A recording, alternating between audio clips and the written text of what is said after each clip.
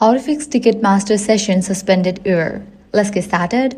First thing you want to do is sign out of Ticketmaster account and sign in back. Temporary security restrictions often clear automatically after a short period. You can also try accessing Ticketmaster through the mobile app if the website continues to display the error. Next, clear cache and cookies. For that, click on three dots, go to the option settings. Click on privacy and security. Navigate to the option site settings. Click on view all permission. From the list of apps, find Ticketmaster. Search for it. Once it appears, click on the trash icon and confirm it.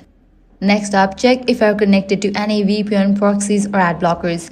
Go to this extensions tab. From here, temporarily disable any VPN proxy or ad blockers, as these may interfere with Ticketmaster's security checks. Likewise, make sure the browser you are using is updated to its latest version. For that, head back. Click on About section. If any updates are available, just update it. In case you are using the app version, make sure the app is updated to its latest version. If you are experiencing the issue during a high-demand ticket sale, you may also want to switch to different internet connection. Restart your router and modem, or try connecting through a mobile hotspot to see if the problem is related to a network. In some cases, changing networks can resolve session-related errors immediately. And that's it. If this guide helped you out, do not forget to like, share, and subscribe.